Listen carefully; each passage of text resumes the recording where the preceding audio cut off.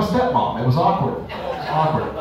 All right, this next comic that I have lined up for you guys tonight, this gentleman is probably the one person that loves comedy more than I do. He is beaten in a roast battle. Please give it up for Pat Ryan.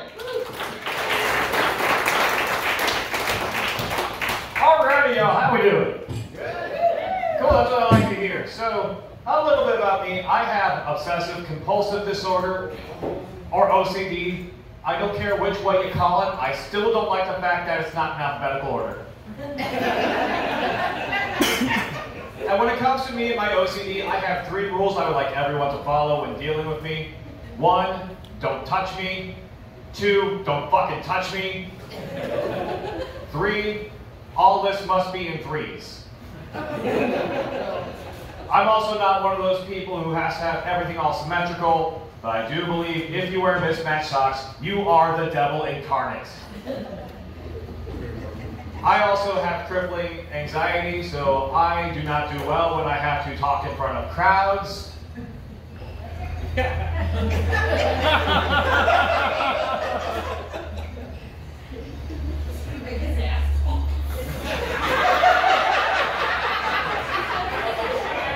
I mean, I think I have a pretty cute ass.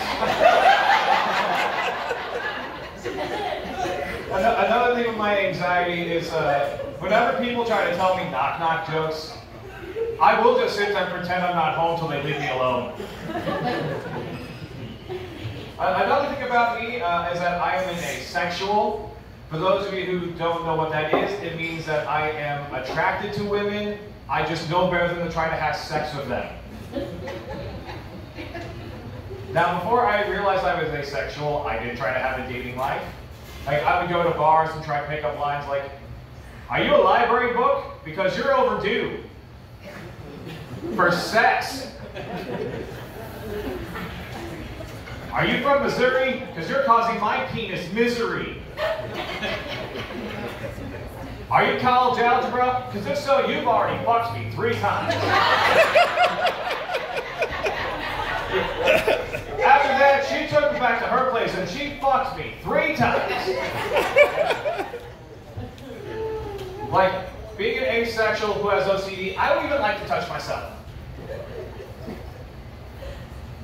Basically what I'm saying is, I only masturbate to get extra steps on my Fitbit. Now, to clear up one bit of nonsense, no, I do not eat pussy because I'm asexual. The real reason I don't eat pussy is because I'm allergic to cats.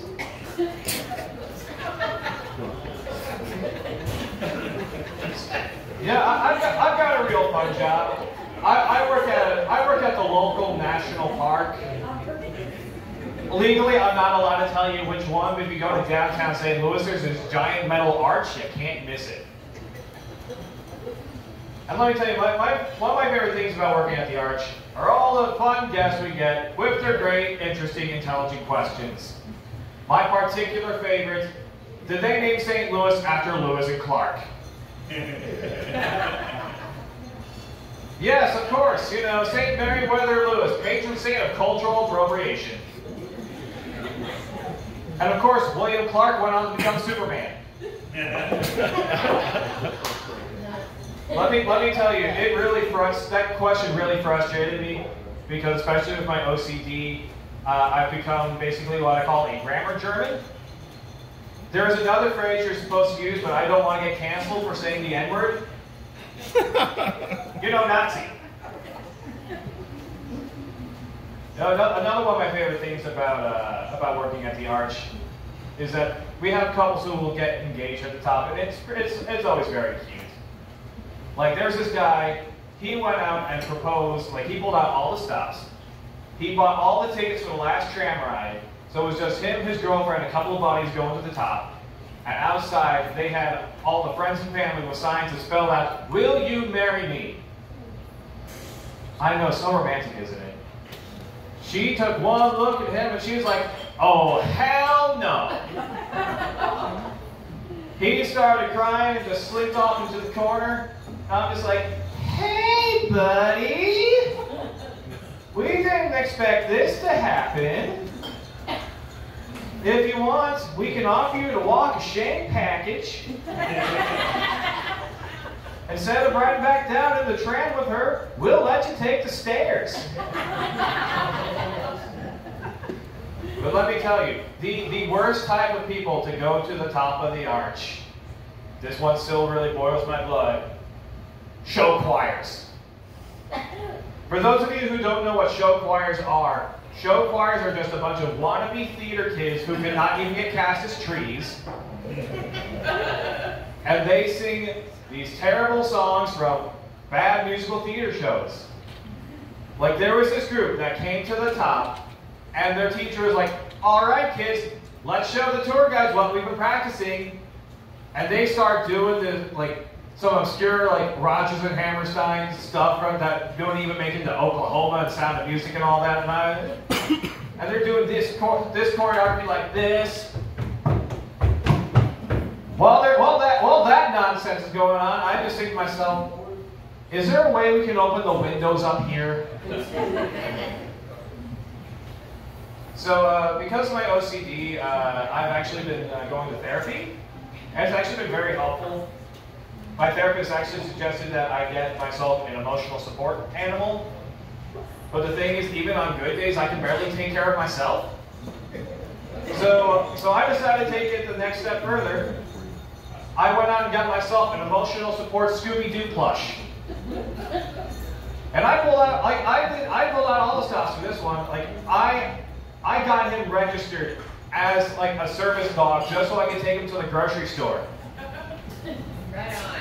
Yeah, the thing is, I know I don't need to get him registered because he's a stuffed animal, so they're not going to say anything.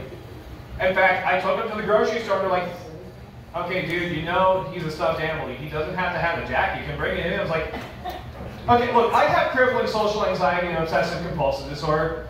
Please just let me have this. You know that phrase, the customer's always right? Yeah, I know it's a load of bullshit. But please, can we just let me have this one? I don't want to pull a Karen. I don't want to speak to your manager or anything. Just please let me have this.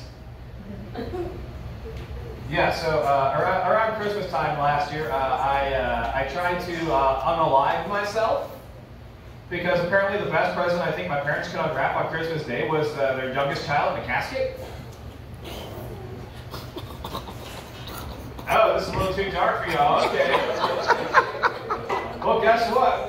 I've already started on this journey. I'm completing it. Thing is, because when I tried to do the deed, I tried to jump from a bridge, which is ironic given where I work. Like, well, there's no windows on a bridge. That's what makes it easier than trying to jump from the arch. Thing is, the only reason I didn't jump from the bridge is because I realized that ball's not big enough to kill me, and I don't have health insurance. And then I was like, oh yeah, and I can't just go jump off the arch because the windows don't open. So I found the what I like to call the good middle ground, happy medium. Next time I feel like off myself, I'm just going to jump from a McDonald's sign. It's high enough to kill me, and it's in the shape of the arch. Ba-da-da-da-da, I hate myself.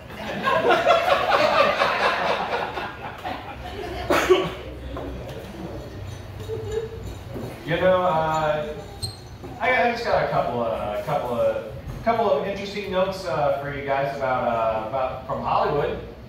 John Travolta has actually left the Church of Scientology for the Mormon Church. Yeah, you'll be able to see in his new film, Latter-day Night Fever. This table over here is like, no, God, please stop. Did y'all know that Laffy Taffy sends rejection letters to the kids who send them terrible jokes? Because I got one. Dear Pat R. from St. Louis, we regret to inform you that your joke, "Who does the president's laundry? George Washington," will not be appearing on a Laffy Taffy wrapper anytime soon. Because even by our standards, that is a terrible joke. please do yourself a favor and do not attempt comedy ever again. It'll be better for everyone. Have a nice day. Love, Laffy, Taffy.